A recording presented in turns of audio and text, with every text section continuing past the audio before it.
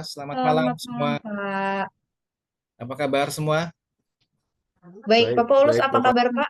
Baik, baik, baik ya. Cuaca tidak menentu ya. Juli Betul, rasa betul. Desember ini ya. Betul, betul, betul. Semoga sehat-sehat ya. Semoga Pak Paulus juga sehat selalu ya, Yes. Pak ya. Boleh langsung Amin. share materinya, Pak? Baik, saya akan langsung share materi. Semoga menjadi manfaat buat setiap kita ya, teman-teman. Oke, ini harusnya sudah terlihat di halaman teman-teman.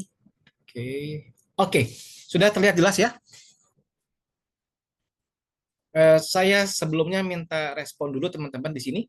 Apakah suara saya jelas terdengar? Jelas, Jelas? Pak. Oke, Jelas, Jelas, Pak. Pak. Jelas, Pak. Jelas, Jelas, Pak. Pak. juga jelas ya. Jelas, Pak. Baik, Jelas, terima Pak. kasih. Oke, saya ingin tahu dulu ya sebelum saya mulai ya. Ini teman-teman ini kebanyakan mahasiswa pelajar ataukah pekerja pebisnis gitu ya. Jikalau teman-teman adalah mahasiswa pelajar, ketik satu. Jika teman-teman adalah pekerja atau pebisnis, ketik dua. Kalau pengangguran, ketik tiga. Boleh silakan ketik. Saya ingin tahu dulu mayoritas peserta apakah pekerja mahasiswa. Kebanyakan mahasiswa ya satu ya. Ada lagi silakan. Ayo, ayo, ayo. Ada yang dua, dua, dua. Kalau yang tiga bisa langsung kirim CV tadi ya. Kata Citsa ada lowongan tuh ya di Track Pro ya. Satu, dua, satu, satu. Oke, kebanyakan Sorry, satu. sorry Pak. Kalau misalnya kuliah sambil bekerja berapa? Satu dan dua boleh, bebas ya. Satu dan dua itu betul. Oh Tadi ya, ada satu satu dan dan dua. dua di situ ya. Oke. Ada yang tiga? Nggak ada yang tiga. Satu dan dua. Oke, dua, dua, dua. Dah. Baik. Sekarang pertanyaan kedua. Dari daerah manakah teman-teman berasal? Boleh diketik. Jakarta, Bogor, Bandung. Dari mana? Saya pengen tahu ada dari mana aja. Ya, oke. Wah, ini banyak sekali. Ada yang dari Sumba, Bangka Belitung, Kalimantan Tengah. Wah, bersyukur ya ini karena teknologi Zoom ya. Tidak usah repot-repot, tinggal buka handphone, buka laptop, kita muncul dari mana-mana tempat. Wah, Kalimantan Utara, Solo, waduh luar biasa. Ini ada yang dari Singapura mungkin nggak dari luar negeri ya. Saya belum kelas internasional ya, masih kelas nasional.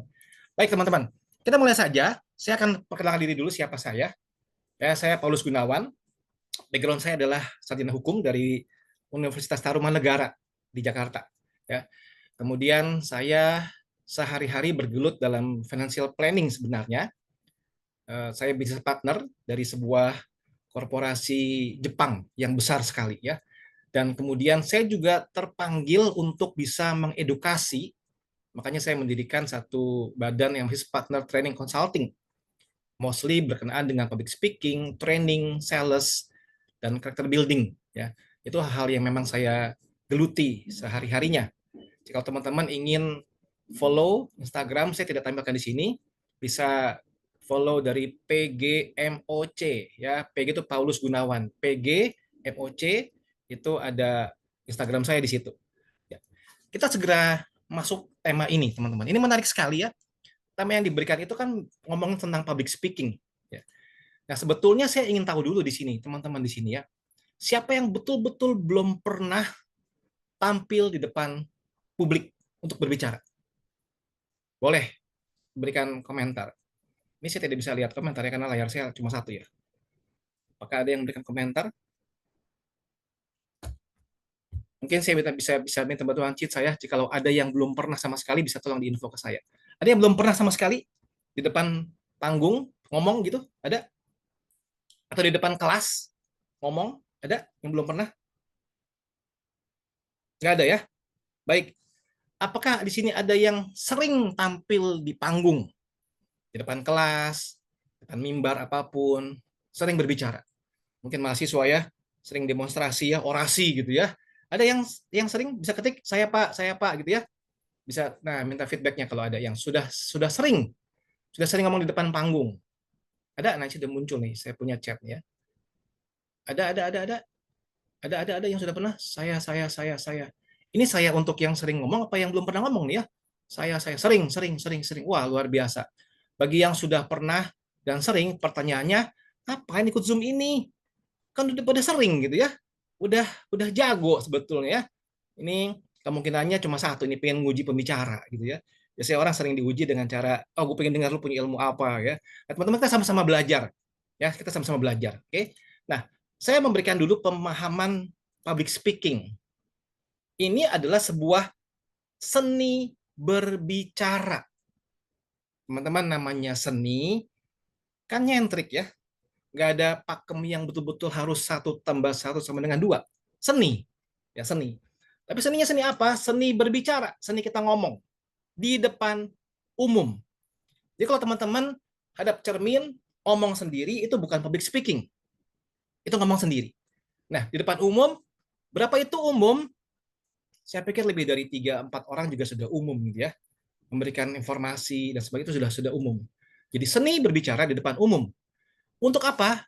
Menyampaikan informasi, gagasan, atau pesan. Jadi mostly isi pembicaraan kita itu adalah informasi, gagasan-gagasan atau ide-ide atau pesan-pesan kita kepada audiens. Jadi ingat teman-teman ya, di sini sudah kelihatan ya. Waktu saya berbicara di depan umum, saya ingin menyampaikan sesuatu kepada siapa? Audiens. Kalau nggak nyampe berarti tidak baik gitu ya, atau kurang sedikit ya public speakingnya. Hanya ngomong doang di depan umum. Dan seni ini melibatkan penyampaian pesan secara lisan, baik dalam konteks formal atau informal. Dengan tujuan untuk apa? Informasi, mempengaruhi, menghibur, atau menginspirasi. Jadi teman-teman dalam ranah manapun, mahasiswa, dosen, guru pengajar, motivator, trainer, pekerja, sales, memberikan informasi, apapun itu, waktu kita di depan umum bicara, kita mencoba menyampaikan ide kita kepada audiens dengan tujuan apa? Menginformasikan, mempengaruhi, menghibur, atau menginspirasi. Ini definisi sederhana public speaking.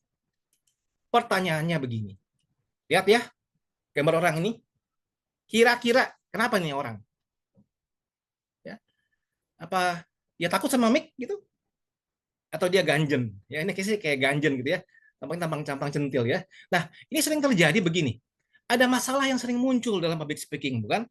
Masalah sering muncul. Saya mencoba ada begitu banyak masalah sebetulnya. Saya tidak bahas semua. Saya hanya memberikan beberapa masalah yang paling sering muncul di dalam dunia public speaking. Ya, yang pertama itu adalah grogi. Setuju? Kita grogi ya, rasanya kok, waduh susah sekali ya, grogi ya, mungkin getar-getar ya. Kita harus pegang mic-nya pegang sampai goyang-goyang karena kita grogi ya. Masalah yang kedua adalah tidak percaya diri. Aduh bisa nggak ya gue ya? Aduh gue gimana ya? Gue udah ganteng belum ya? Gue udah cantik belum ya? Kok gue kayaknya gimana? Susah sendiri ya, tidak percaya diri. Masalah yang ketiga yang sering muncul juga adalah alur bicara kita itu tidak jelas. Ya.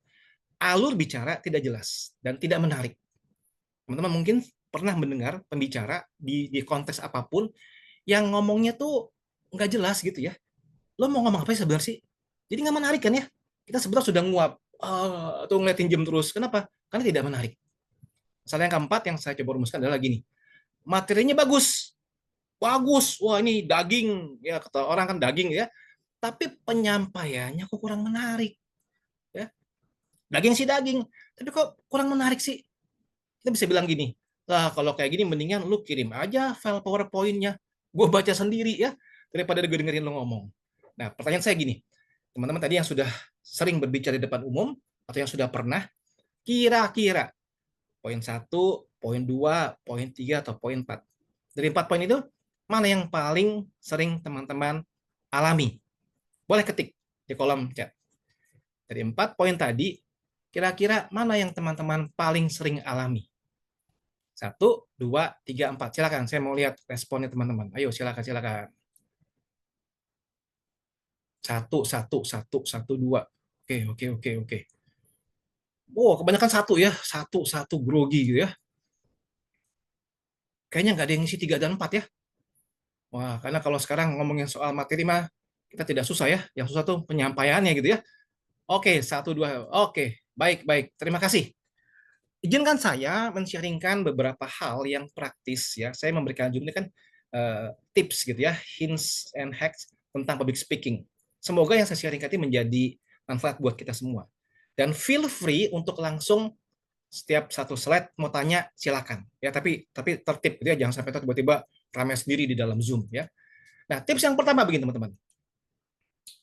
Satu ide kunci. Oh, ini penting sekali. Apapun yang kita ingin sampaikan dalam satu pembicaraan itu, kita harus punya satu ide kunci. Ya, satu ide kunci. Saya jelaskan. Begini, jangan berusaha menyampaikan semua. Pilih satu ide kunci yang ingin kamu tekankan. Penting sekali. Kenapa? Karena audiens lebih mudah menangkap pesan yang terfokus dan ringkas. Ya, percuma lu ngomong sampai 80 page PowerPoint gitu ya, tapi audiens yang dengar ngerasa ini ngomong apa sih si bapak ini gitu ya, nggak jelas. Mendingan satu lembar, tapi ada satu ide kunci yang nancep ke pendengar. Wah, mereka bisa bawa pulang ide tersebut dan menjalankan ide tersebut. Ingat ya, satu ide kunci. Contoh begini, teman-teman, hari ini saya cuma ingin kalian ingat satu hal. A good relationship starts with good communication. Sebuah relasi yang baik itu dimulai dari pembicaraan atau komunikasi yang baik. Jadi hanya satu hal. Teman-teman perhatikan, sometimes pembicara itu kasih satu judul besar gitu ya, satu kunci ide kunci, kemudian dijelaskan panjang lebar, lalu di endingnya dia tutup lagi dengan satu kunci yang sama. Betul ya? Nah, jangan sampai teman-teman terjebak. Satu kunci, good relationship start with good communication. Terus kita ngoceh panjang lebar. Endingnya itu bukan ngomongin yang tadi itu. Ada ide lain yang kita munculkan. Nah, pembicara akan bingung. Sebaiknya mari kita kembali ke satu ide kunci. Jadi, apapun itu, sudah pikirin, apa sih yang saya mau sampaikan? Ingat, satu ide kunci saja. Jangan banyak-banyak, orang akan bingung. Ya. Tips yang kedua, singkat dan jelas. Singkat dan jelas. Hindari kalimat panjang yang muter-muter. Ya. Teman-teman, kadang-kadang jadi pembicara itu susah-susah gampang. Ya. Kita kadang-kadang pengen killing the time, ya. Kita pengen ngabisin waktu, makanya kita ngomong panjang, muter kemana-mana ya, sehingga membuat peserta jadi ini orang ngomong apa sebetulnya. Hindari kalimat yang panjang yang muter-muter, tapi to the point, to the point. Kalimat yang padat dan jelas lebih mudah dipahami dan ingat.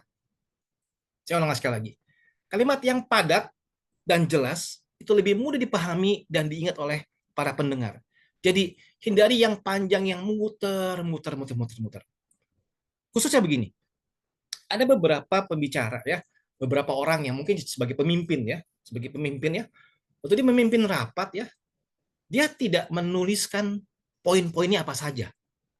Sehingga waktu dia maju ke hadapan audiens para pendengarnya, dia muter kemana-mana. Sehingga molor waktu, nggak efisien rapatnya. Akibatnya peserta pun bingung, si bapak ini ngomong apa sih? Karena dia tidak punya poin yang dia ingin sampaikan. Kita harus to the point. Ya, kalimat yang padat dan jelas. Contoh, if you can speak, you can influence. If you can influence, you can change life. Karena bisa berbicara, bisa ngomong, maka kamu bisa mempengaruhi orang lain. Jika kamu bisa mempengaruhi orang lain, maka kamu bisa mengubah hidup orang lain. To the point, teman-teman. To the point. Nah, kadang-kadang begini, harus perhatikan antara materi yang mau kita sampaikan dengan durasi. Ya, sehingga jangan sampai begini. Pak, kan dibilang to the point. Ya sudah, saya punya 5 poin. Poin 1, 2, 3, 4, 5. Selesai. Padahal waktunya masih panjang. Kita harus cermat mengatur bagaimana kita menyusun sebuah skenario dalam pembicaraan kita. Tetapi ingat, yang di sini tips ini adalah apa? Bukannya nggak boleh jelasin poin ya, tetapi hindari kalimat panjang yang muter-muter. Ya, bisa tahu ya, muter-muter kemana-mana. Kita pernah mendengar mungkin ya, contoh dari pejabat negara ya, yang kalau ngomong di TV, ngomong di pidato gitu ya, nggak jelas mau ngomong apa sih. Dia muter mana-mana. Makanya ditanya makin ngejelibet, makin nggak jelas dia mau ngomongnya apa sih sebetulnya. Kan jadi kurang efektif ya apa yang disampaikan kan ya. Sebaiknya lebih baik to the point aja langsung. Ini yang saya mau, poin A. Kemudian ini poin B, poin C, D dan E dan seterusnya. Jadi Ya tadi yang poin pertama itu adalah soal satu saja temanya, kemudian kedua adalah to the point, to the point. Oke. Ketiga, nah setelah yang ketiga saya mengajak teman-teman boleh tanya jawab ya setelah yang ketiga ya. Pembukaan yang menarik. Wah Pak, saya tipenya tipe yang introvert Pak, saya tidak bisa banyak cerita. Pak, saya bukan pelawak ya, saya nggak bisa ngelucu. Kalau saya ngelucu malah yang ada nggak ada yang ketawa gitu ya, mana bisa menarik. Atau berkayak gini, apa gua harus maju ke panggung langsung bikin sulap gitu ya, bukan yang menarik. Atau aneh-aneh gitu ya. Nah, kita akan lihat apa maksudnya tema yang pembukaan yang menarik sebagai berikut. Perhatikan, yang pertama, tarik perhatian sejak detik pertama. Jadi waktu misalnya teman-teman dipanggil masuk ke panggung atau ke mimbar atau kemanapun itu, langsung mencoba bikin kesan yang pertama itu begitu menggoda. Ya, ada iklan zaman dulu kesan pertama begitu menggoda. Selanjutnya terserah Anda. Bagaimana caranya? Pertanyaan, beberkan fakta, atau pernyataan yang kuat. Jadi tarik perhatian sejak detik pertama. Teman-teman jangan begini ya. Selamat malam teman-teman sekalian. Mohon maaf jika nanti apa yang saya sampaikan kurang berkenan kepada teman-teman ya. Saya masih baru, saya belum terlalu banyak. Ya jangan begitu teman-teman ya. Udah pasti tidak akan menarik perhatiannya pendengar ya. Ini kok pembicara rasanya nggak pede banget gitu ya. Kita harus pede dengan mencoba untuk waktu masuk ke sebuah session itu menarik perhatian mereka. Pembukaan yang nendang bikin audiens bisa langsung nyimak ya. Kita memberikan kalimat-kalimat yang kontroversi misalnya, kita memberikan pembukaan yang lucu misalnya, itu bisa bikin orang-orang langsung ini orang ngomong apa sih, wah menarik sekali ya. Misalnya begini teman-teman ya, selamat malam teman-teman, tahukah kamu 80% ide bagus gagal karena nggak dikomunikasikan dengan jelas. Tahukah kamu? Pertanyaan saya gini, waktu teman-teman saya ngomong ini, apa kira-kira respon teman-teman? Tahukah kamu 80% ide bagus gagal karena nggak dikomunikasikan dengan jelas. Apa kira-kira responnya? Boleh coba ketik di kolom chat. Ini kalimat awalnya nih ya. Tahukah kamu 80% ide bagus gagal karena nggak dikomunikasikan dengan jelas. Silakan, saya ingin tahu apa respon teman-teman kalau mendengar kalimat tadi yang kalimat awal. Silakan.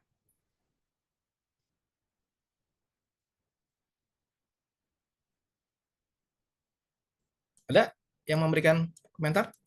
Apa responnya kira-kira kalau mendengar kalimat tadi?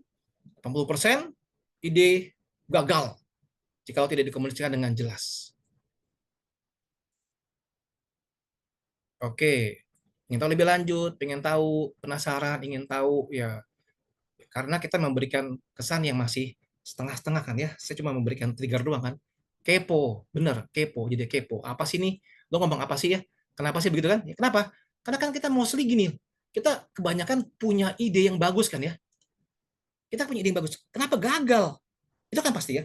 Anda seorang sales misalnya. Anda punya cara ada materi atau bahan yang bagus yang mau dijual. Lalu kita punya ide ingin sampaikan ke orang. Kalau pembicara berkata begini, 80% ide bagus, gagal karena nggak dikomunikasikan dengan jelas. Kita langsung bikin bertanya, oh gimana caranya? Kenapa gagal? Dan seterusnya dan seterusnya. Sehingga waktu kita membuat satu pernyataan yang nendang gitu ya, bikin audiens tuh langsung bisa apa sih ini? Apa sih ini? Ya, langsung nyimak. Jadi teman-teman jangan paksakan pembukaan yang menarik itu dengan apa ya? Maksain pantun ya. Boleh nggak pakai pantun? Boleh. Ya, tapi jangan garing ya. Harus research dulu ya. Ada orang yang memang punya kehebatan bisa bikin pantun ya. Kalau saya sih nggak bisa gitu ya. Teman-teman bisa pantun, silakan berpantun. Dan jangan garing gitu ya, yang nyambung. Ada orang yang punya kehebatan bisa melucu ya, seperti stand up comedy gitu ya. Awalnya bisa seperti itu. Tapi kalau seluruh isinya adalah soal melucu, ya kan jadi beda cerita gitu ya. Tergantung forumnya apa kan ya. Kita harus betul-betul bisa melihat seperti apakah kesan pertama yang kita timbulkan, menarik seperti apa yang kita timbulkan kepada para pendengar. Baik, sudah 3 hal yang saya sharingkan malam ini. Saya berikan kesempatan buat teman-teman memberikan feedback. Silakan, jika ada yang ingin bertanya, memberikan feedback atau apapun dari 3 poin tadi. Silakan, kalau ada.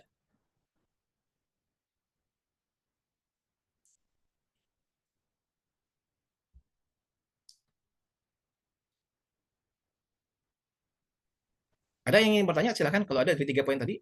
Ini ada yang bertanya Pak di kolom chat. Oke, sebentar ya. Wih, sudah panjang ya. Baik. Selamat malam, ini dengan yang S ya kalau nggak salah ya.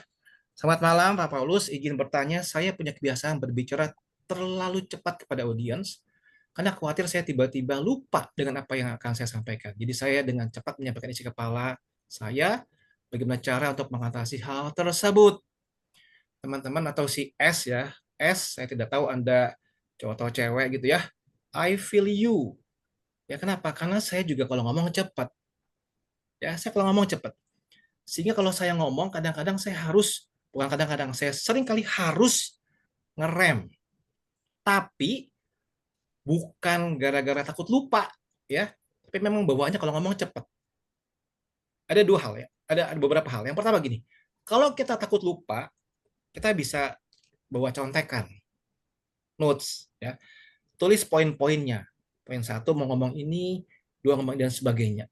Dan mostly di dalam pembicaraan-pembicaraan publik seperti itu ya, teman-teman tidak perlu khawatir. Teman-teman boleh bawa contekan kan ya. Berarti nggak masalah dong, ngomong-ngomong aja bawa contekan. Sehingga tidak lupa, tidak sampai lupa poin apa yang mau disampaikan. Jadi kalau takut lupa, bawa contekan, tulis poin-poinnya. Jikalau teman-teman bawaannya terlalu cepat kalau berbicara kayak saya begini ya, bagaimana caranya? Latih supaya ngomongnya lebih lambat. Mau tidak mau teman-teman. Kenapa? Karena saya punya ide yang mau saya sampaikan. Kalau saya ngomong kayak kereta, siapa yang dengar? Emangnya balapan antara Wus dengan Mercy gitu ya? Enggak kan? Saya nggak sedang balapan dengan Wus kan? Artinya saya harus ngomong dengan perlahan-lahan. Bagaimana caranya? Latihan. Kan disebut di sini kan punya kebiasaan. Makanya kita bikin kebiasaan ngomongnya lebih pelan.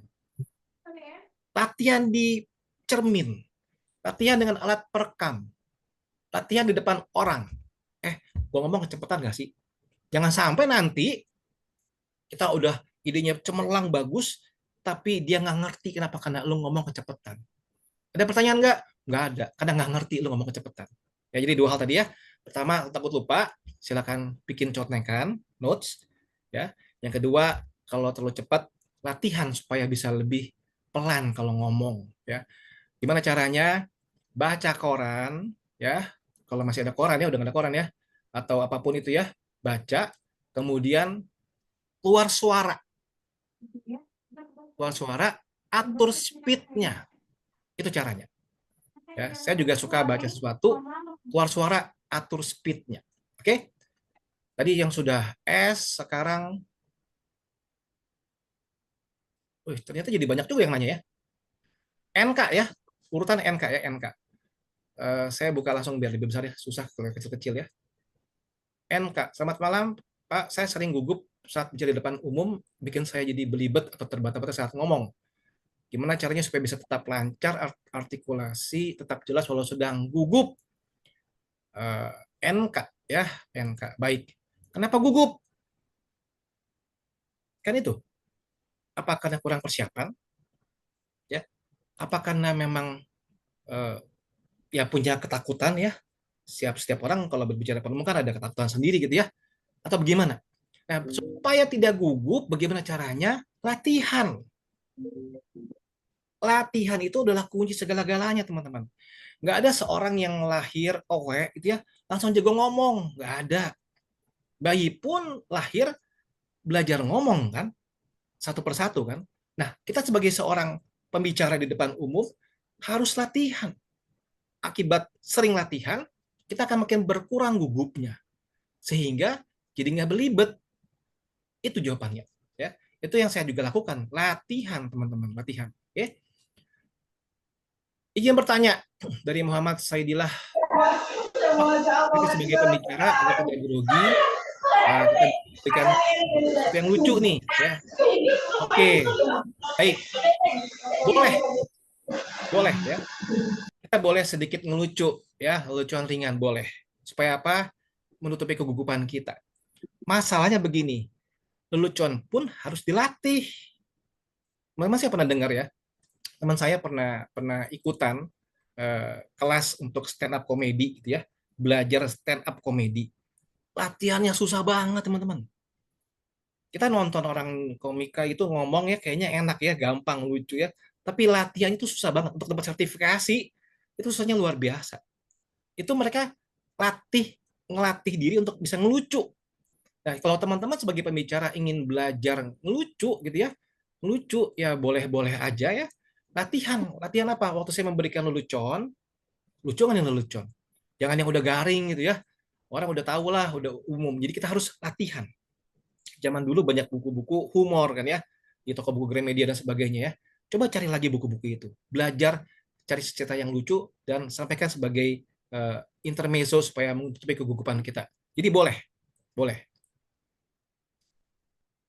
Saat kita berbicara, tiba-tiba blank. Ada yang bertanya, tidak tahu jawabannya. Bagaimana mengatasinya ya? Oke, ada pertanyaan, ada ditanya nih, tanya. Rosida, ini kenapa begini, begini, begini, begini? Terus kita nggak tahu jawabannya nih. Gawat kan ya? Pengennya langsung mengecil gitu ya. Supaya nggak kelihatan orang kan malu juga nggak tahu jawabannya gitu ya. Teman-teman begini pertanyaannya. Waktu seseorang itu misalnya gini, kalau saya di panggung ya, ada orang tanya nih, ya. Kemudian supposed to, saya tahu semua jawaban. Kenapa? Karena topiknya topik yang sedang saya bawakan. Kalau topik yang ditanyakan adalah beda, saya akan bilang terima kasih buat pertanyaannya, tapi ini topik yang berbeda, saya akan bahas nanti setelah ini ya, kita ketemu berdua misalnya. Saya akan jawab pribadi.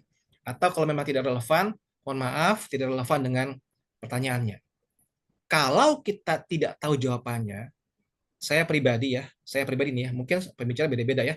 Saya cenderung mengatakan, mohon maaf, saya akan coba perdalam lagi materi ini, saya akan nanti memberikan jawaban dengan lebih pas. Daripada kita ngecap atau bohong. Ya, setuju ya? Kadang-kadang kan gini, satu sesi, wah susah pertanyaannya nih. Terus kita catat pertanyaannya kan, nah pas break, kita cari jawabannya tuh. Setelah ketemu jawabannya, masuk sesi yang berikutnya, kita langsung jawabin. Ini tadi yang dimaksudkan oleh pertanyaan sebelumnya. Jadi saya lebih baik jujur, gua nggak tahu gitu ya. Saya akan cari tahu daripada kita sok tahu dan jawab yang salah. Ya, kalau saya begitu ya. Saya nggak tahu kalau pembicara-pembicara yang lain ya. Nah, ini dari Dita. Izin bertanya, saya punya panic attack jika berbicara dengan orang, apalagi di depan umum, langsung ngeblank. Ya, apa yang harus dilakukan? Ya, panic attack. Selama panic Halo, attack, halo. yes. Nggak tahu, aku lagi kelas, aku lagi habis makan. Oh, ini ada yang bocor Tapi ya. 16.000, 16.000. Ya, 16.000 nggak bisa kurang. Nggak 12.000 aja. Baik, saya lanjutkan ya. Panic attack, ya saya pribadi bersyukur tidak pernah mengalami panic attack. Ya. Panic attack dalam posisi tiba-tiba langsung ngeblank ya. Teman-teman boleh tahu nggak? Misalnya tadi yang tanyakan Dita ya, kita boleh nggak open mic? Boleh nggak open mic? Pengalaman apa yang terakhir terjadi? Ngomongnya apa? Tiba-tiba panic attack? Boleh nggak share ke kita? Apa yang terjadi Ya, dan selamat bagaimana? malam Pak Paulus. Ya, silakan. Ya, terutama jika berbicara dengan orang yang asing ya, bukan yang kita kenal. Atau yang kita kenal tapi yang katakanlah kayak atasan kita gitu. Jadi ngomong gitu langsung kayak hilang gitu langsung. Kayak Langsung deg-degan blank gitu gitu. ya. Iya. Baik. Dita, itu satu hal yang wajar karena kenapa kita kadang-kadang punya kesiapan mental tuh beda-beda gitu ya. Memang tidak semua bisa langsung ketemu siapapun, bisa langsung ngomong dengan baik dan lancar. Tidak semua. Apalagi kalau konteksnya bicara di depan umum. Sehingga sebetulnya begini, saya prefer dalam posisi yang begini. Waktu Anda menguasai lapangan, menguasai materi, menguasai tema atau topik, seharusnya kalau sudah menguasai, kalaupun panic attack 1-2 detik karena kaget atau shock, seharusnya bisa langsung balik ke materi tersebut. Ya, Anda kalau perlu minta izin ke WC misalnya gitu ya. Atau kalau pembicara di depan panggung, saya minum dulu ya sebentar ya, izin minum dulu. Sehingga langsung ada perubahan begitu ya. Jadi jangan sampai teman-teman langsung jadi kayak patung ya, bingung mau ngapain dan bingung sama sekali. Nah, jikalau teman-teman dalam posisi sebagai sedang mempresentasikan sesuatu pakai PowerPoint gitu ya, Maka kalau sedang panik, nggak usah pusing banget ya, baca aja materinya. Nah, jadi memang ada beberapa hal yang kita bisa tertolong dengan materi yang kita bawakan, kita baca aja materinya. Ya, sehingga sebetulnya bisa lebih mereduce kemungkinan blanknya kelamaan kata mau ngomong apa. Ya, oke. Berikutnya, napas seperti tersendat di tengah-tengah penjelasan. Seperti tersengat di tengah penjelasan dan deg-degan yang terlalu berlebihan gitu, Pak. Oke, Widya Ayu Septianingrum. Ini apakah sering terjadi atau kadang-kadang terjadi? Izin Bapak. Ya, sorry. Jadi kalau misalkan saya kayak presentasi gitu Pak ke dosen atau ke teman-teman, tapi yang angkatan atas atau gimana gitu, suka tersendat gitu Pak. Kayak tiba-tiba saya lagi jelasin, terus kayak tersekat sendiri gitu loh Pak. Ya. Itu bisa kita sebut kayak grogi yang akut gitu ya, sampai langsung susah ngomong gitu ya, susah ngomong ya. Iya Pak, kayak Jawabannya, gitu. jawabannya sama teman-teman ya, sama. Saya tidak menyepelekan masalah ya, bukan. Masalahnya jawabannya adalah latihan. Latihan. Latihan itu kunci segala-galanya. Kenapa kita bisa tersendat-sendat? Karena kita grogi, kita takut karena yang audiens kita itu lebih tinggi levelnya daripada kita. Langsung kayaknya gitu ya, tersekat gitu ya. Dan jangan sampai nanti kita perlu diinfus gitu ya, gara-gara kita ngomong tersendat, dikasih oksigen ya. Jangan sampai begitu ya, kita jadi langsung kacau balau kan ya. Itu sebetulnya terjadi karena kita takut, kita tidak siap-siap. Nah, ada baiknya begini teman-teman. Waktu teman-teman pengen ngomong ke depan umum khususnya, tahu dulu siapa sih audiens saya, apakah mereka sepantaran, apakah mereka anak-anak senior di atas, apakah mereka para bapak ibu yang terhormat, apakah mereka pejabat-pejabat dan sebagainya. Nah, kalau teman-teman tahu siapa audiens, kita bisa mempersiapkan diri lebih baik. Kenapa? Oh, oke. Yang saya expect kayak gini, saya mau ngomong sama orang nih, ini yang saya ajak ngomong tuh mostly mahasiswa misalnya. Oke, baiklah. Saya bisa lebih oke, mahasiswa. Baik, saya sudah siap. Gitu ya. Sudah tahu dulu siapa pesertanya. Nah, kalau sudah tahu siapa pesertanya, tambah dengan latihan, mestinya sih nggak sampai di tengah jalan ngomong langsung kayak deg-degan yang berlebihan ya. Jadi mestinya bisa tahu seperti itu. Baik, saya lanjutkan, masih ada beberapa hal lagi ya. Saya memiliki kebiasaan demam panggung dan ketika MC pertama kali saya menggigil depan panggung. Oke, karena lebih pede nge-MC via Zoom. Oke, karena saya lebih pede nge-MC ketika via Zoom. Wah, luar biasa ya ini ya. Banyak orang malah lebih grogi kalau MC dengan lewat Zoom. Kenapa? Karena orangnya nggak berespon kan ya, tapi ini malah kebalikan ya. Baik, kuncinya adalah sekali lagi latihan. Waktu pertama kali panggung kita pasti grogi, itu wajar. Wajar. Masalahnya, mau nggak kita kalahkan itu? Kalau Anda dipanggil jadi MC ya, Anda memang punya bakat jadi MC ya. Sekali grogi, wajar. Maju lagi. Latihan terus, sampai akhirnya kalau udah pegang mic udah susah berhenti ya, karena kenapa, sudah asik menikmati. Harus berani lawan rasa takut tersebut. Dua lagi, Taufik, bagaimana agar berbicara melakukan public speaking tidak banyak mengatakan betul sekali. Jeda-jeda yang seperti itu sangat mengganggu, saya berusaha waktu saya ngomong tidak banyak izin tanya ya. Boleh teman-teman koreksi saya. Sepanjang saya ngomongnya sudah setengah jam, 37 menit, ada berapa banyak saya ngomong pakai Kenapa bisa sangat sedikit? Karena saya latihan. Ya. Jadi Taufik, kita harus latihan. Oke. Nah, oke, satu lagi terakhir ya sebelum saya lanjutkan. Cara mengatur berbicara dengan audiens yang beragam kalangan dan usia, kadang takut, kaku, sedikit bicara juga takut, oke. MC acara posyandu lansianya bukan opa-opa biasa, pensiun pejabat. Nah, betul ini ya. Ada perasaan beban, betul sekali. Ini wajar ya, karena pensiunannya itu pensiunan pejabat ya, wajar. Jadi teman-teman waktu begini, Anda dipercaya sebagai seorang MC, memimpin sebuah acara ya, di posyandu dimanapun itu, dan lawan bicara kita adalah orang yang lebih senior dari kita. Anda harus bersikap formal. Jangan bercanda. Ya. Karena bisa jadi ada yang tidak suka. Saya pernah di awal-awal saya suka maju ke panggung gitu ya, saya menjadi MC gitu ya. Saya tidak bermaksud nyindir siapa-siapa. Lawan bicara atau pendengar itu adalah orang-orang yang senior. Ya orang-orang senior yang lebih tua daripada saya jauh. Saya berasa saya biasa-biasa aja. Tiba-tiba setelah saya turun dari MC, ada rekan senior yang memberikan saya masukan.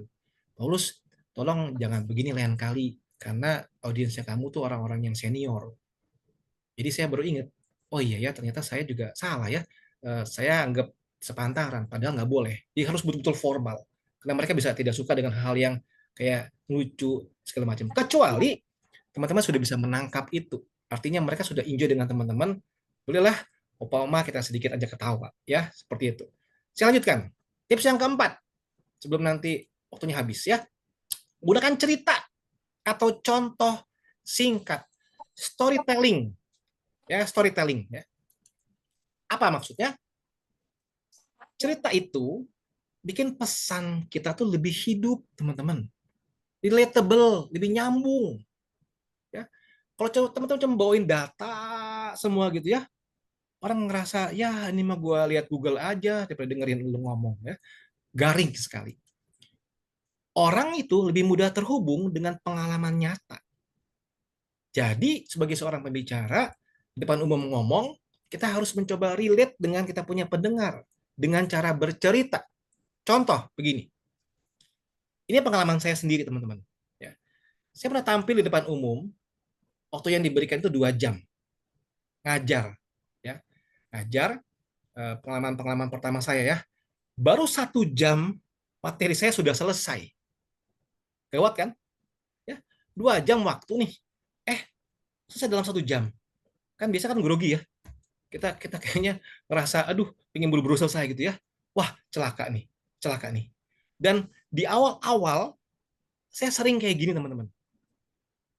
Sesi-sesi yang pendek 1 jam, 2 jam, sering bablas. Saya pernah ngajar sesi yang 8 jam, setiap break 2 jam, 3 jam gitu ya.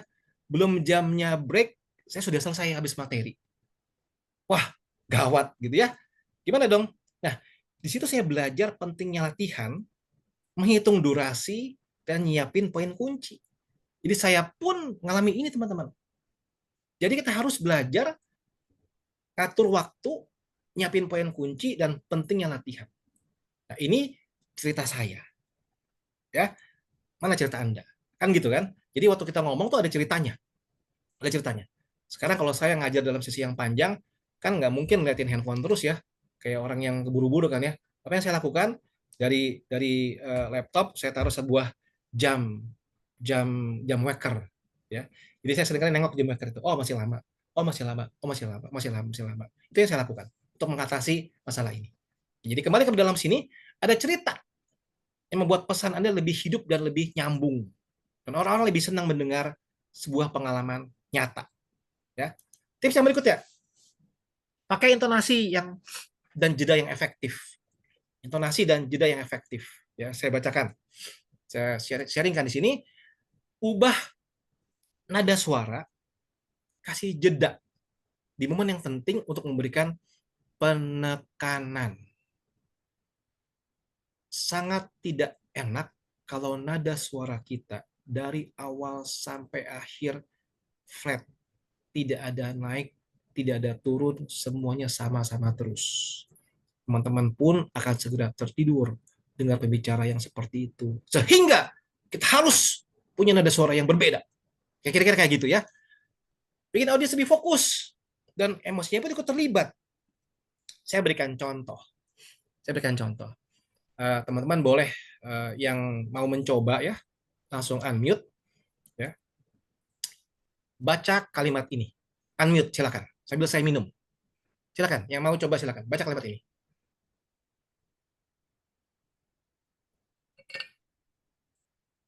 Siapa saja, silakan unmute, baca kalimat ini. Saya. Silakan. Hari ini kamu punya 2 pilihan, diam atau berani bicara. Baik, terima kasih. Yang lain yang mau coba, silakan. Saya Pak, Silakan, mau silakan. ya. Hari ini kamu punya dua pilihan, diam atau berani berbicara. Baik, terima kasih. Yang lain, silakan. Saya Pak, Silakan. hari ini kamu punya dua pilihan, diam atau berani bicara. Baik, mantap sekali. Yang lain, silakan. Yang paling suka grogi. Saya tidak tahu siapa kalian, tapi grogian gitu ya. Coba baca kalimat ini. Saya, Pak. Silakan. Hari ini kamu punya dua pilihan, diam atau berani bicara. Baik. Ini banyak orang yang punya suara-suara bagus ya. Ada lagi?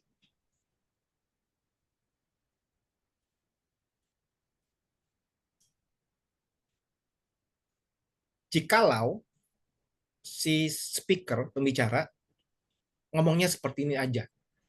Hari ini kamu punya dua pilihan, diam atau berani bicara. Hari ini kamu punya dua pilihan, diam atau berani bicara. Pasti tidak ada penekanan apapun kan ya. Nah, tipsnya begini teman-teman. Ya. Ada jeda di situ. Hari ini, jeda. Punya dua pilihan, diam, jeda. Atau berani bicara, intonasi naik. Coba lagi, silakan. Yang mau mencoba dengan jeda naik intonasi. Silakan, ayo. Saya Pak, Silakan. hari ini kamu punya dua pilihan, diam atau berani bicara. Woi, luar biasa. Yang lain? Yang mau mencoba? Ayo.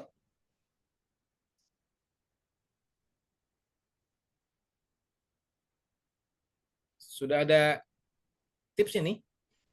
Ada lagi yang mau mencoba?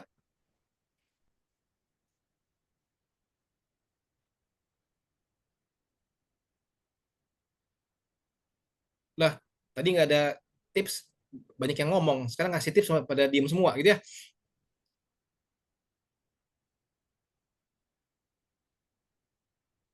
Oke. Waktu kita bicara soal ini, teman-teman perhatikan ya. Hari ini, kamu punya dua pilihan. Diam atau berani bicara.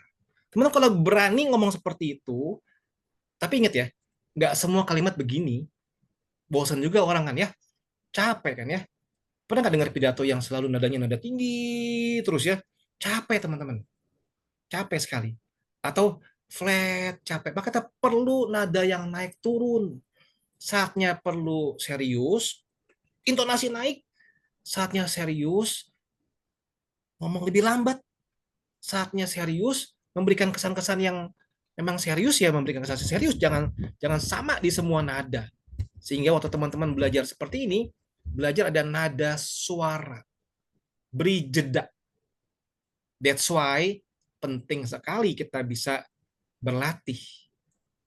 Kadang-kadang gini, kita punya naskah untuk kita sampaikan kepada audiens kita. Ya. Naskah kita isinya itu adalah poin-poin saja. Poin-poin saja. Yang menjadi PR kita adalah begini. Waktu saya baca poin pertama, ya, poin pertama, kita akan menjelaskan kan ya, poin pertamanya apa. Nah, kalau kita tidak punya catatan lebih rinci tentang poin pertama, kita akan ngarang dalam pikiran kita. Nah, yang sering terjadi begini. Betul kita ngarang, kita tidak siapkan baik-baik yang kita karang, akibatnya sering terjadi adalah nggak ada emosi di situ, tidak ada jeda di situ, tidak ada intonasi yang naik atau turun di situ. Karena kita tidak siapkan itu baik-baik. Saya sering melakukan, kita harus sudah punya skenario, mau ngomongnya apa. Ya. Kalaupun kita punya 5 poin, atau 8 poin, 10 poin, atau 3 poin saja, saya sudah tahu setelah ngomong A, saya mau ngomong apa nih. B, ngomong apa nih. C, ngomong apa nih.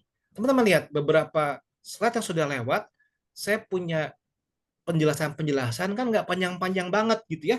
Tapi kan saya ngomongnya panjang. Saya sudah mulai dengan pikiran saya. Saya sudah mulai dengan pikiran saya untuk menyampaikan poin-poin yang mau saya sampaikan. Mari kita belajar untuk apa? Mengubah nada suara, beri jeda, fokus audiens akan lebih terlibat dan lebih emosi terlibat di dalam waktu mendengarkan kita. Ya. Yang berikutnya lagi. Intonasi datar di awal, naik di kalimat akhir, memberikan dorongan dan semangat. Ini satu satu ide presentasi yang ada klimaksnya. Ya, teman-teman lihat, setiap kita menyampaikan sesuatu, kita harus pikirin di mana titik klimaks cerita saya atau presentasi saya. Jangan sampai gantung. Kalau teman-teman dengar orang ngomong, semuanya begitu datar, sekian, terima kasih. Kayaknya ada yang kurang nih apa gitu ya. Kalau dengar orang bicara, semangat sekali tuh sampai ada klimaksnya. Atau berani bicara, terima kasih. Akan lebih semangat gitu ya. Jadi kita harus pikirin, waktu kita ngomong tuh, apa sih kalimat akhir kita? Apa sih klimaksnya cerita yang kita sampaikan? Jangan sampai semua sama datarnya, ya, membosankan sekali cerita-cerita seperti itu. Oke. Berikutnya, gunakan bahasa tubuh yang kuat. Ya, saya pernah bawakan ini di sesi-sesi tahun sebelumnya, bahasa tubuh yang kuat, body language yang bagus, ya. Postur kita, cara berdiri, ya, cara duduk kalau lagi ngezoom, ya. Terlebih kalau kita di depan panggung gitu ya, jangan sampai kita bongkok, jangan kita kakinya goyang-goyang, ya. Postur itu sangat penting sekali. Ekspresi wajah itu juga penting. Waktu menceritakan sesuatu yang baik, positif, ya cerah wajah dulu ya, jangan sampai wajah datar. Gerakan tangan itu untuk apa? Membantu memperjelas maksud. Bukan gini-gini terus, ya gerak terus. Gak ada hubungan, gerak terus, gak ada hubungan. Jangan, sudah. Orang jadi bosan, lu ngomong apa sih? Gak ada hubungan, tangan gerak terus ya. Saya masih ingat waktu saya kecil ya, di SD kan ya. Kita kan sering diajarin sama guru seni suara kita ya. Kalau kita bernyanyi kan pakai gerak ya. Teman-teman ingat gak lagunya?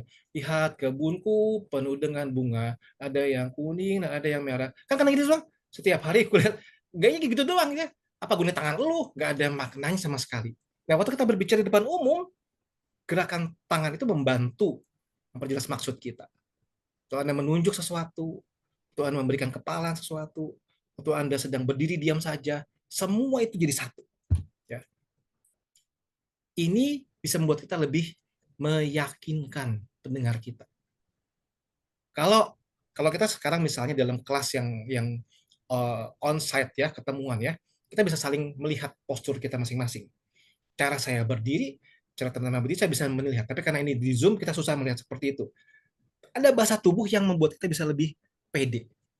Ya, bau kita dinaikin. Lihat ke depan. Wah, rasanya tuh, cerah sekali. Kita berani sekali. Tapi kalau kita nunduk, ya, waktu teman-teman duduk aja ya, begini, dengan begini, pengaruh kan ya? Pengaruh sekali. Kita akan bisa, oke. Ya, teman-teman kalau yang suka teleponan gitu ya, telepon dengan pacar, bisa sambil tiduran santai. Telepon dengan bos, kan nggak mungkin sambil tiduran kan ya. Saya rasa kita akan mencoba duduk meskipun nggak ketemu dia kan. Kenapa? Karena ada satu gerakan tubuh yang membuat kita lebih meyakinkan. Apalagi dalam public speaking, ya. Saat bilang kita butuh kerjasama, tunjuk audiens dengan telapak tangan yang terbuka. Kita butuh kerjasama teman-teman. Jangan kita butuh kerjasama teman-teman. Oke, tutup diri, bukan mau kerjasama. Itu hal yang penting kita bisa latihan, kita bisa pelajari. Teman-teman bisa lihat di Google, ada banyak sign language yang menunjukkan bahwa memang saya setuju, saya tidak setuju, kita begini udah beda artinya, kita begini beda artinya, kita ngupil ya, jangan ngupil lah ya, gak sopan banget ngupil ya di public speaking. Maksudnya adalah kita mencoba untuk mensinkronkan postur, ekspresi, dan gerakan tangan kita. Yang berikutnya, kecepatan gitu ya.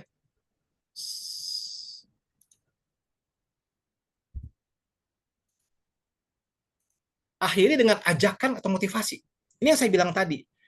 Di dalam setiap pembicaraan kita, apapun itu, ada klimaksnya. Kalau sales bilang call to action-nya. Ada call to action-nya. Ada ajakannya. Ajakan membeli barang, ajakan memakai jasa, ajakan bergabung dengan sebuah klub, apapun itu, atau memberikan motivasi. Sebentar lagi, kita akan merayakan HUT RI ke-80. Mari bersama-sama kita siapkan yang terbaik bagi kampung kita. Misalnya, ada motivasi, ada itu endingnya. Ya, ini penjelasannya. tutup dengan pesan yang menginspirasi atau memicu sebuah aksi. Jadi saya bilang ya, ada motivasi atau memicu aksi, call to action. Audiens lebih mengingat akhir yang kuat daripada isi yang di tengah. Betul nggak? Betul kan? Kita endingnya apa sih tuh orang ngomongnya? Oh ini. Daripada apa? Isi tengahnya. Sehingga kalau akhirnya kita kuat, ya oke, they get the point. Kalau enggak, ya sudah. Ya, udah isinya nggak didengar juga, akhirnya juga lemah. Misalnya begini, kalau hari ini kamu punya ide, jangan simpan. Sampaikan. Bisa jadi itu game changer. Bukan keren ya? Saya memberikan semangat buat teman-teman. Kalau hari ini kamu punya ide, jangan simpan. Sampaikan saja idemu. Bisa jadi itu game changer. Orang bisa langsung, weh, tepuk tangan. Pulang dengan apa? Oke, gua nggak boleh simpan ide gua, harus sharingkan ide gua. Mungkin jadi game changer. Gitu kan? Ada call to action-nya. Memicu sebuah aksinya. Berikutnya, latihan singkat sebelum tampil. Saya sudah bilang dari awal-awal tadi ya. Latihan, latihan, latihan, latihan. Latihan singkat sebelum tampil. Ulangi inti pesan beberapa kali supaya lancar dan tidak gugup. Anda punya 3 poin dalam latihan, ulangi 3 poin tersebut. Sehingga kalau sampai misalnya PowerPoint-nya tiba-tiba mati, ya, nggak ada contekan, mati gitu ya, Anda masih bisa hafal, lo ngomong apa tadi kan gitu ya, supaya lebih lancar dan tidak gugup. Latihan meski cuma 5 menit ya, percaya saya bikin lebih pede waktu kita menyampaikan.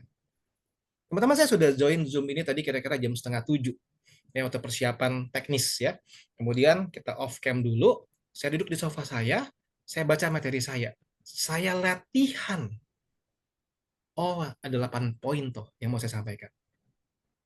Sebentar doang ya, ulangi lagi dalam pikiran saya. Supaya apa? Saya bisa lebih pede dan lebih lancar dalam membawakan. Contoh misalnya begini. Ulangi 3 kalimat kunci di kepala beberapa kali sebelum kamu berbicara, supaya kamu lebih hafal dan siap menyampaikan dengan lancar tanpa gugup. Dan latihan yang baik itu adalah kunci semua urusan public speaking, teman-teman. Orang-orang yang jago ngomong, semua itu gara-gara latihan yang baik sekali. Jadi teman-teman tidak perlu khawatir, belajar terus, belajar terus, belajar terus. Baik, tanya jawab, silakan. 4 menit terakhir ya. Silakan. Kembalikan ke Citsa, silakan. Kalau mau dipandu, karena tinggal 4 menit terakhir, atau mau extra time, silakan. Injury time. Boleh, teman-teman, jika ada yang ingin bertanya.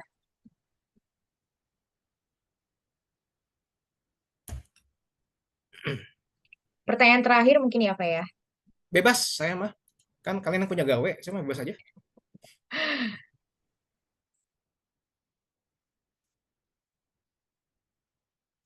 Oke. Malam Pak, izin bertanya, dikarenakan saya ada sidang skripsi. Wah, oke. Apakah ada tips and trick sejujurnya yang Bapak sampaikan memancing perhatian dosen? Oke. Takutnya kita sudah bagus speaking, tapi dosen tidak melihat kita. Oke.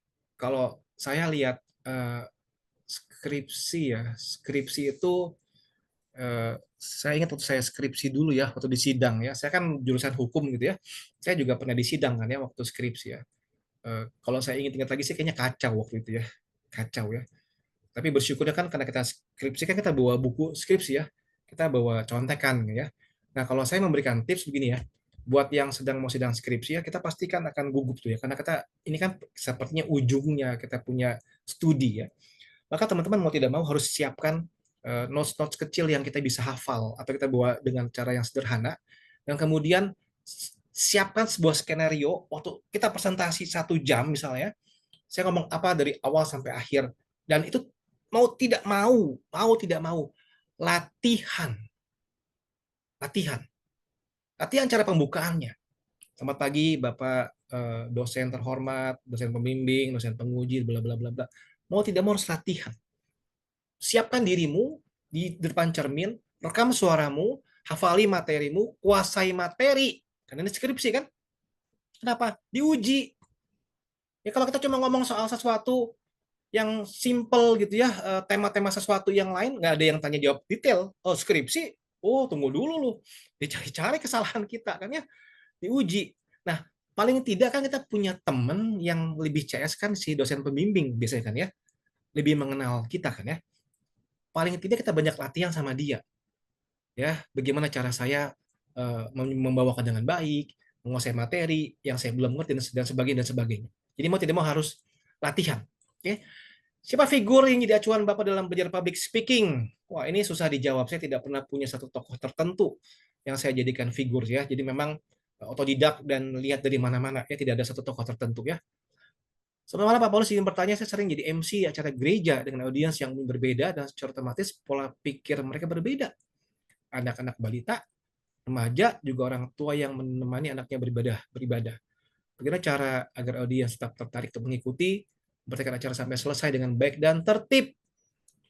Oke, ini PR yang susah ya. Susah kenapa? Karena memang dalam konteks kalau teman-teman sebagai MC di gereja ya, pasti sudah punya pakemnya ya. Apa sih tugas MC di gereja? Ya, menyampaikan ajakan buat nyanyi ya, berdoa dan sebagainya. Nah, kalau audiensnya itu segala umur ya, teman-teman harus, kalau saya pribadi ngerasa gini ya, coba posisikan diri menangkan audiens yang anak-anak dan remaja. Karena mereka itu yang lebih butuh perhatian lebih. Ya, orang tua akan lebih bisa oke, dan sebagainya. Tapi anak dan remaja lebih bisa gitu. Sehingga usahakan pemilihan lagu itu yang ramah gitu dengan anak-anak. Ajak mereka nyanyi dengan pakai gaya misalnya gitu ya. Ajak mereka aktif gerak-gerak dan sebagainya, sehingga mereka akan lebih mengikuti acara tersebut dengan lebih tertib sebetulnya karena mereka diajak bergerak.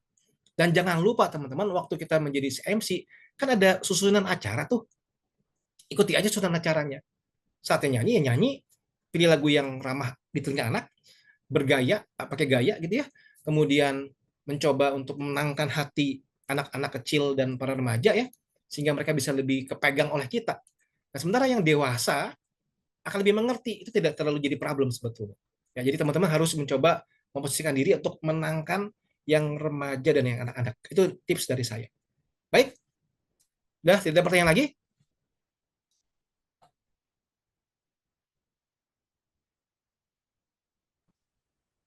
Bapak izin bertanya, Yes. kalau misalnya kita di posisi lagi dalam sidang gitu Pak, terus kita ada ngeblank, terus kita salah nggak sih Pak kalau minta di jeda dulu gitu Pak di dalam sidang itu, terus kayak izin sama dosen penguji kayak maaf Pak saya tremor gitu atau saya ngeblank, itu salah nggak sih Pak? Oke. Kalau saya sih ya, kalau saya jadi dosen gitu ya, saya akan is okay ya. Saya sedang misalnya gini, saya dosen, saya menguji mahasiswa saya untuk dia punya kompetensi kan ya. Hasil dia research, tulisan, saya uji. Kemudian si dosen pembimbing pun sudah go through materinya si skripsi kan ya. Dia sudah tahu, dia sudah approve. Betul nggak? Dari A sampai Z. Artinya dia sudah tahu kontennya itu oke, acceptable. Yang menjadi PR kan gini, waktu saya harus mempresentasikan, saya gugup, saya grogi. Kalau sampai terjadi kayak tadi ya, silakan aja ngomong, Pak, Bu, maafkan saya tadi gugup, saya minta jeda sebentar. Silakan aja kalau saya sih ya. Dosen yang oke mah harusnya tidak sampai ngerasa, nggak boleh gugup, nggak bisa lu, nggak boleh lu. Nah, ada lah ya. Emang kita sedang di tes public speaking kan? Bukan. Kecuali teman-teman ikut kelas public speaking, di tes public speaking, itu harus perfect. Jadi, tenang aja, ngomong aja. Dan khususnya kalau saya punya tips tuh, tempelin si dosen pembimbing. Ya memang lebih mengerti kita kan ya. Pak, ini begini ya. Bu, ini tolong Bu, ntar dibantu Bu. Lebih mengerti kita. Sehingga waktu teman-teman gugup ya ini aja. Kadang-kadang ada orang yang gini, bukan cuma gugup loh, sampai sakit tuh. Pas maju sidang malah sakit ya. Kenapa? Karena dia gitu groginya, harus sidang ulang atau sampai kacau banget ya. Ya sebetulnya teman-teman lihat ya, ujian sidang skripsi itu kan mau menguji kemampuan kompetensi kita dalam berpikir, dalam menulis, memahami sebuah materi judul tertentu. Ya. Dan itu bukan ujian public speaking. Sehingga sebetulnya kalau saya sih bilang ke dosen-dosen, oke lah Pak, ini kan bukan ujian public speaking, mereka kan kita uji secara ininya ya, bukan kemampuan berbicaranya doang yang kita uji. Jadi sebetulnya kalau saya sih sah-sah saja. Tapi yang tadi tanya ya, perhatikan. Kembali ke dosenmu ya. Pak, udah kelasnya track pro boleh Pak, saya nanya, saya grogi. Nggak, jangan gitu ya, itu tergantung dosenmu ya. Kalau saya jadi dosen, saya bilang boleh, silakan. Tapi harus lihat-lihat juga situasinya. Oke? Itu dari saya tips ya. Terima kasih, Pak. Ya, sama-sama. Baik, mungkin itu adalah pertanyaan terakhir ya, Pak ya. Oke, baik. Terima kasih teman-teman semuanya yang sudah bertanya dan mohon maaf apabila ada pertanyaan yang belum bisa terbacakan. Nanti bisa ditanyakan di sesi selanjutnya. Mungkin akan bertemu kembali dengan Pak Paulus ya, Pak ya. Boleh, boleh. Semoga ada